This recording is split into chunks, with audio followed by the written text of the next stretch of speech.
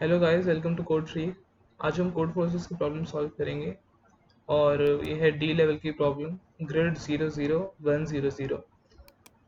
तो इस प्रॉब्लम में हमें बेसिकली ये बता रखा है कि एक हमारे पास n बाय n साइज़ की एरे है, मैट्रिक्स है, और उस मैट्रिक्स में हमारे पास k वंस हैं। मतलब कि जैसे अगर k 3 है तो हमारे पास उस मैट्रिक्स में 3 वंस हैं। उस मैट्रिक्स में या तो 0 होंगे या 1 होंगे।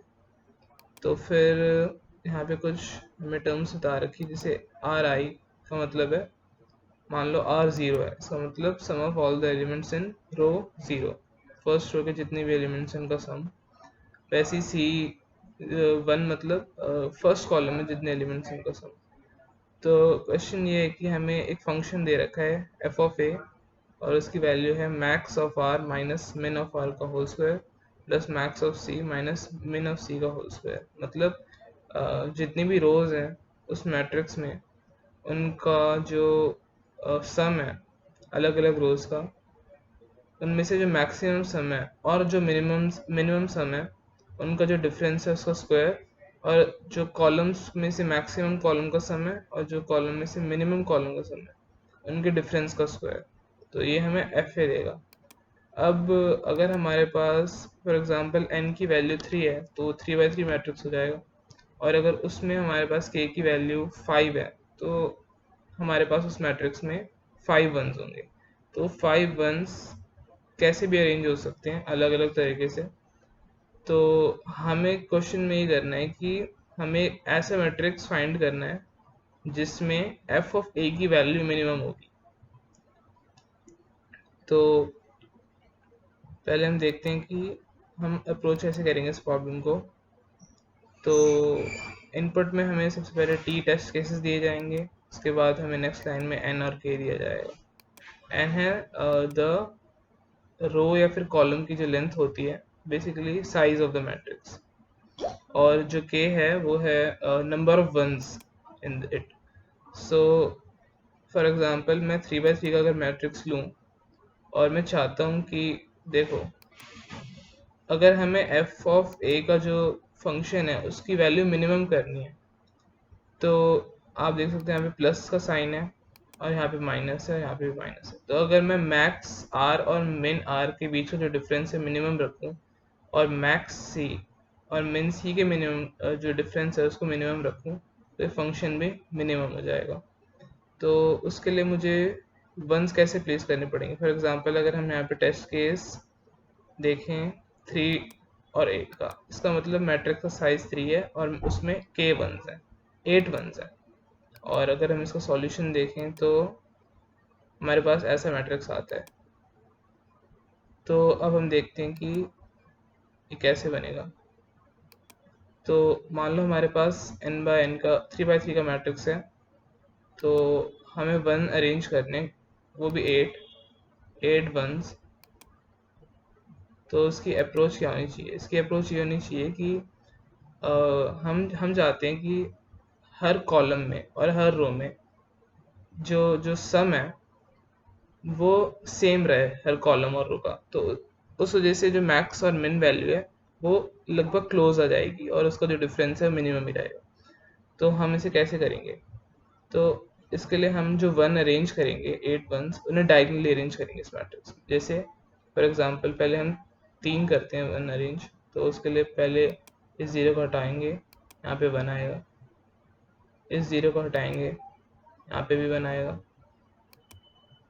और इस ज़ीरो को भी हटाएंगे और यहाँ पे 1 आ जाएगा। तो अगर हम अब देखें तो रोज़ का सम क्या होगा?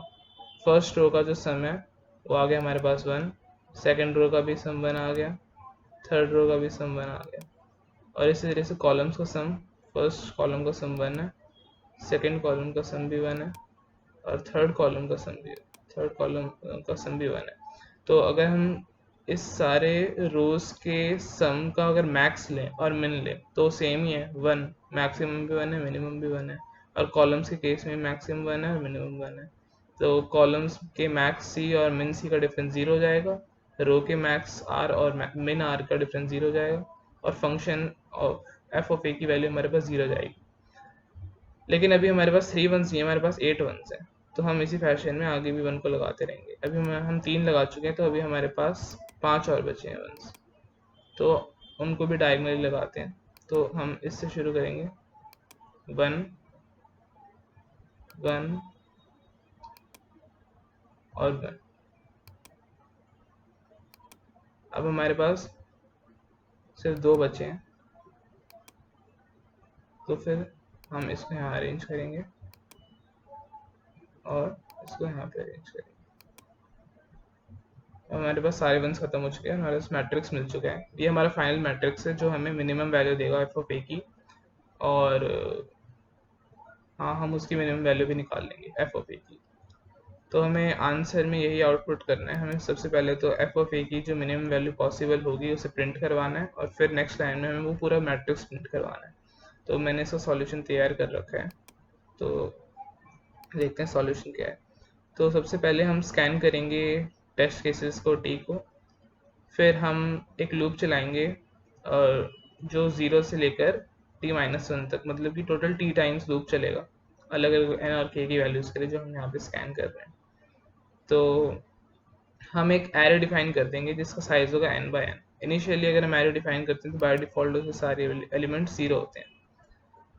तो जो ये वाला लूप है उसमें हम बेसिकली ये कर रहे हैं कि जो अगर हमारे पास k की वैल्यू मान लो 8 है और n की वैल्यू 3 है, तो 3/3 मैट्रिक्स में हमें k वंस अरेंज करने हैं। तो ये लूप क्या करेगा, ये डायगोनल फैशन में जैसे मैंने अभी करके दिखाया था उस वे में वंस को अरेंज करता रहेगा।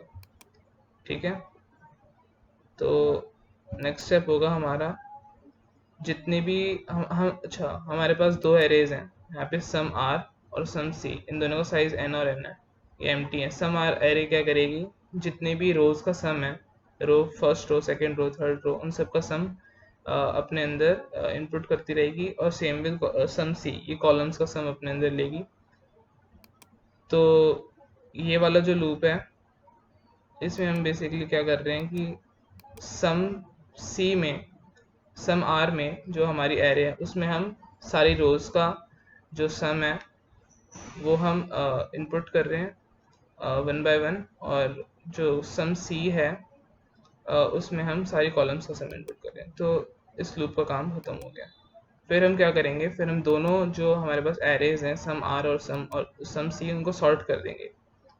इससे क्या होगा, अगर हमें मिनिमम वैल्यू चाहिए रोज के सम की, तो वो हमें फर्स्ट एलिमेंट में मिल जाएगी 0th इंडेक्स पर, और अगर हमें मैक्सिमम वैल्यू चाहिए तो वो हमें लास्ट इंडेक्स पर मिल जाएगी n-1 पर। तो हमने आंसर में भी यही कर रखा है। आंसर हमारा क्या होगा, सम ऑफ तो सम आर 0 और सम आर n-1, ये है सम आर 0 मतलब मिनिमम वैल्यू ऑफ आर, और ये है मैक्सिमम वैल्यू ऑफ आर। तो इसका होल स्क्वायर करेंगे जैसे फंक्शन में था, और सेम विद कॉलम सम सी का जो मिनिमम है और उसका जो मैक्सिमम है उसका डिफरेंस का स्क्वायर, इन दोनों को ऐड करके हमें अपना आंसर मिल जाएगा जो मिनिमम पॉसिबल आंसर है। उस आंसर को हम प्रिंट कर देंगे, और उसके बाद हम उस पूरी एरे को भी जो हमारा सॉल्यूशन है उसको प्रिंट कर देंगे। So thank you guys, that's all for today.